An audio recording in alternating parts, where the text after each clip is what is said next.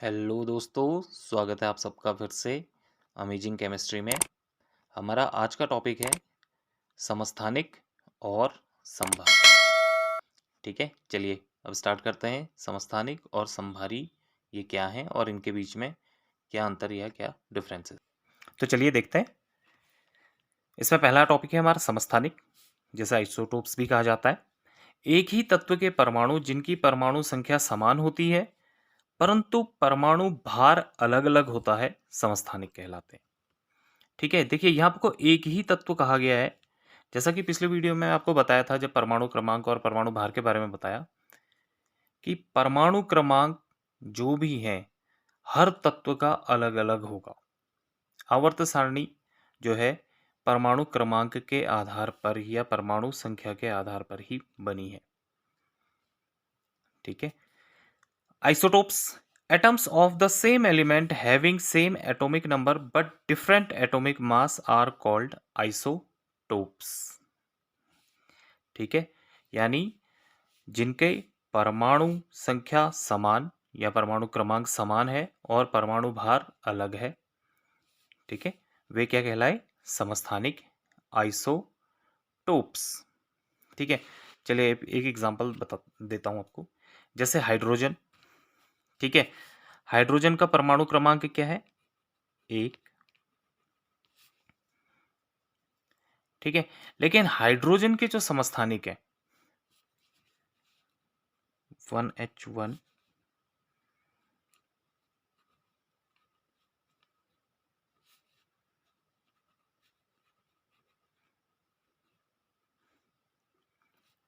1H3, ठीक है, इसको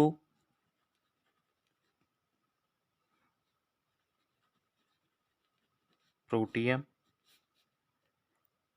1H2 ड्यूटीरियम और लास्ट ट्राइटियम। ठीक है, जैसे कि आप लोग देख रहे हैं हाइड्रोजन तत्व एक ही है, ये भी हाइड्रोजन है, ये भी हाइड्रोजन है, ये भी हाइड्रोजन, ये के लिए हाइड्रोजन के समस्थानिक है।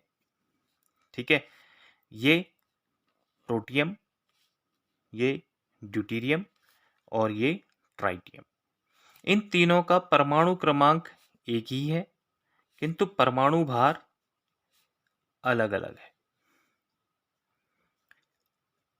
ठीक है, अब जैसे कि परमाणु क्रमांक किस पर डिपेंड करता है? जैसे कि लास्ट वीडियो में बताया था, उसके नाभिक में उपस्थित प्रोटॉनों की संख्या पर।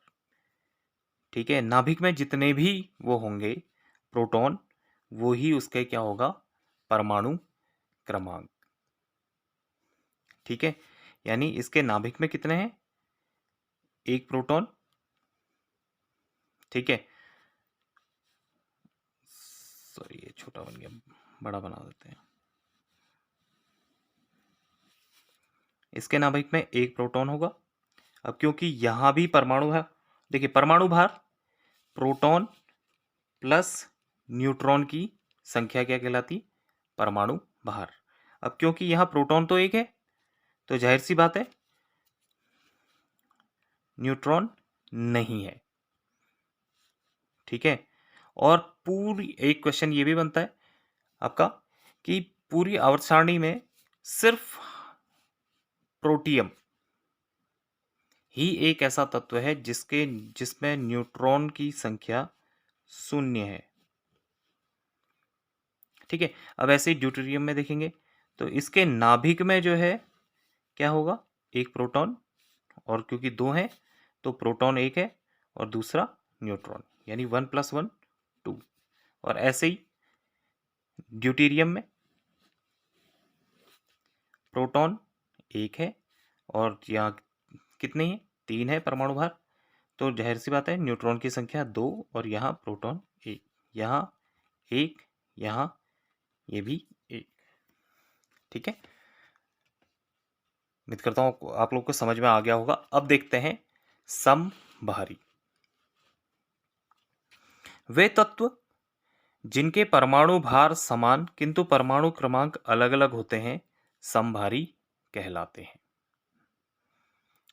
ठीक है। Isobars, those elements which have same atomic mass but different atomic number are called isobar। ठीक है, देखिए यहां पर को जैसे कि एक ही तत्व कहा, क्यों? क्योंकि एक ही तत्व है। और ये समभारी वे तत्व जिनके परमाणु भार समान है। देखिए समभारी यानी जो जिनके भार समान है किंतु परमाणु क्रमांक अलग अलग हैं, समभारी कहलाते हैं। ठीक है, ये ठीक है। चलिए देखिए, जैसे मैंने आपको लिखे आर्गन, पोटेशियम और कैल्शियम। देखिए इन तीनों के जो है परमाणु क्रमांक अलग अलग हैं। आर्गन का 18, कैल्शियम का 19, पोटेशियम का 19 और कैल्शियम का 20। लेकिन इन सब के परमाणु भार एक समान है। ठीक है, तो ये क्या कहलाए? समभारी। ठीक है, चलिए अब इसके अलावा कुछ इंपॉर्टेंट आइसोटोप्स महत्वपूर्ण समस्थानिक जो कि पिछले कुछ सालों में नीट के एग्जाम में और कई अन्य कंपटीशनों में पूछे गए हैं, वो मैंने नोट कर रखे हैं। चलिए उनको भी लगे हाथ देख लीजिए। C12, ठीक है, ये कार्बन का एक आइसोटोप है, समस्थानिक है। C12 ये कार्बन डेटिंग के लिए उपयोग में लाया जाता है। C14 ये जीवाश्म की आयु का पता लगाने के लिए, to knowledge age of fossils. Na24 रक्त परिसंचरण तंत्र का विकार पता करने, diagnosing disorder of blood circulatory system. P32 रक्त की खराबी से होने वाले रोग, diagnosing disease disorder in blood. अरक्तता का पता करने, डायग्नोसिंग एनीमिया। CO60 कैंसर का इलाज करने में। ठीक है, ये कुछ इंपॉर्टेंट आइसोटोप्स हैं जो कि पिछले कुछ सालों में पूछे गए हैं। इसके अलावा हाँ, सबसे ज्यादा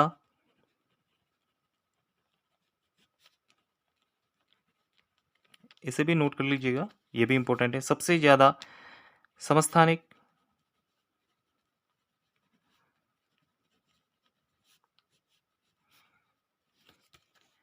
पोलोनियम के हैं।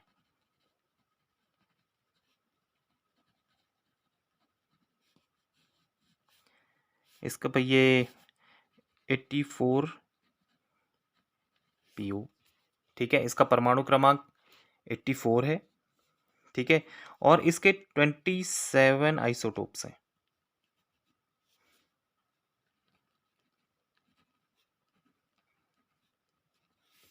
ठीक है, ये पूरे जितने भी तत्व हैं उनमें सबसे ज़्यादा आइसोटोप्स पोलोनियम के। होप कि आपको ये वीडियो पसंद आई होगी। अगर पसंद आई है तो प्लीज़ लाइक, शेयर और सब्सक्राइब कीजिएगा।